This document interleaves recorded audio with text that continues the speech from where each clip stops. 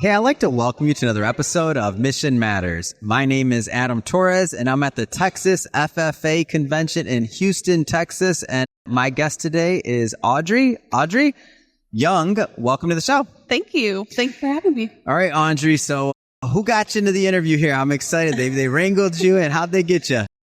My fellow State Board of Education member, Tom Maynard. I serve on the Texas State Board of Education and represent District 8. Amazing. One of my goals in this particular interview series is to introduce people that are even not familiar with Texas FFA or FFA in general to what's going on here, because I think it's absolutely amazing. How did you originally get introduced to FFA? Both of my daughters were in FFA. Oh, before then, was there any introduction, or did they bring it home to you? They brought it home to me. And how did that go? So they started off in 4-H, and then when they got to middle school and 8th grade, they were able to start in the junior FFA program and then roll into high school through the FFA program. Wow. So as a parent, seeing them go through this, did you know much about it before they did? You kind of heard of it a little bit, or no? I had heard about it. I had watched some other students go through, be part of the FFA program. As a district administrator, I had the opportunity to do even some judging for FFA, but didn't really understand its total encapsulation of the entire program until my own children went through.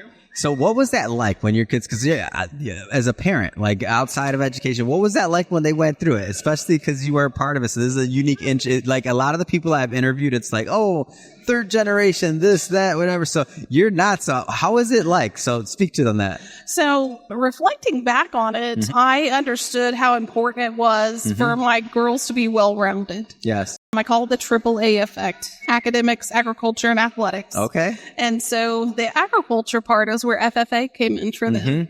Now that I'm a state board member, I can reflect back and tie it into all the CTE courses that it's important for students to take as well. Yes. But at the time, I just knew that the girls needed the opportunity to be well-rounded, to understand things outside of just academics and to be exposed to different elements of agriculture. And that was primarily the focus that they were in for FFA. Did you notice any growth? Like, as you were going through, like, how was that like to see they're coming back with projects or this or things? Like, what was that like? Absolutely. Some of the things that I really appreciate that they learned while they were in FFA were many of the leadership skills that they acquired. Looking someone in the eye, shaking their hand firmly. Engaging someone in conversation, writing thank you notes, being responsible for a project. Wow. So when the girls had animals to show, the responsibility that went along with not only taking care of the animal, but also recording that information in their book, that they had to keep that information in. And so, and then at the end, being able to reflect upon the whole process, how it made them feel, what it cost them in time and in money, and what they learned from it overall. I believe that FFA helps children learn to be not only better leaders, but better people. Yeah, I've noticed it. And that's one of the things that it makes me come back year after year is I have so much fun and I get to see it. Like much of media is controlled by the coast, right? So you're New York, you're LA, and I don't feel like we get enough representation of what's going on over here, especially stories like this with the kids. So talk a little bit about what you're doing in education. I'm curious to hear about that too as well. Absolutely. I am on the State Board of Education, and one of our areas of focus is CTE, so a career and technology education, which directly impacts the FFA and the courses that the students take as they progress through 8th grade, 9th grade, 10th, 11th, 12th, and receive their certificates in different areas that they're looking at. Like, for example, today at the breakfast this morning that was held, the centerpieces were floral arrangements that were made from a CTE class. Oh, really? At Conroe ISD, a floral arranging class. And students can earn a certificate, and they can earn a level 1 in floral design and a level 2 and a level 3. And these are skills that they can take with them as they head out to college or head to technical and work a job in that area as they're seeking the next thing that they'd like to do. But it gives them lots of opportunities. Yeah. And one of the things that I find so interesting as I've been here too is how the educators rally, the ag teachers and otherwise. Can you talk about that a little bit from your perspective, being in education? They are a big team. It's such a blessing. It's like they're like their own little family. I don't know how to explain it. I can't really.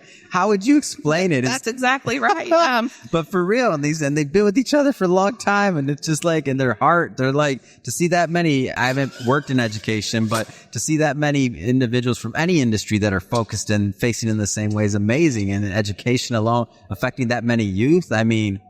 It's such a positive thing to see with the students and the teams and the ag teachers. They really pour their hearts and soul into it, because it's not just a 9-to-5 job. The life of an ag teacher is night times, it's weekends, it's their whole summer. Yes. By the time that they attend this conference and CTAT and several of the other conferences that they're responsible for attending to learn more about their craft and to learn new and innovative things. And so it's a year-round, constant effort on the part of ag teachers. You know, a lot of teachers get to go home. General core classroom teachers get to go home. They can grade their papers at night and stuff. But our ag teachers, they have animals in the barn, where they have plants in a greenhouse. They have things that I never thought about that, to put that in perspective. So if something's happening like a hurricane. And there's no electricity.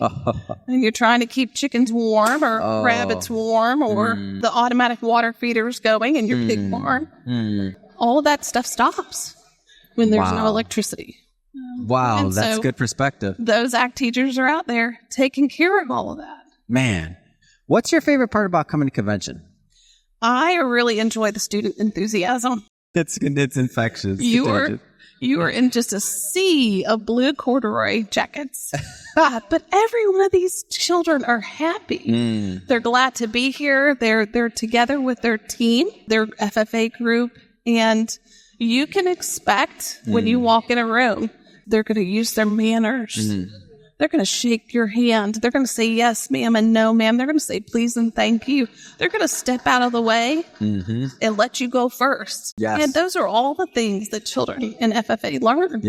That's highly important. That improves our society. Oh, my gosh. Yeah, I have a great story for you. Now that you say that, I forgot. I wanted to make sure I got this in. So I'm waiting in this long line for Starbucks upstairs. And one of my ambassadors, and for those that are watching that don't know what ambassador is, this is a group of students that work with sponsors like myself, and they just want to make sure we're taken care of. And so a group of the ambassadors come, they see me waiting this long line. They're like, oh, Mr. Torres, we'll wait in line for you. I'll wait in line for you, and I'll bring you your coffee. I know where you're at. And I'm like, you don't have to wait in line. They're like, no, I'll wait in line. And I'm like, no, keep on. I know this is your convention. I don't want you to like spend your time waiting in line to get Rabbi coffee. But like, they went out of their way. They didn't have to do that. They could have walked by and act like they didn't see me. I was just waiting for coffee, like no big deal, in a mile-long line of all the blue jackets, by the way. But that's the type of like responsibility and caring there is. Like that's different.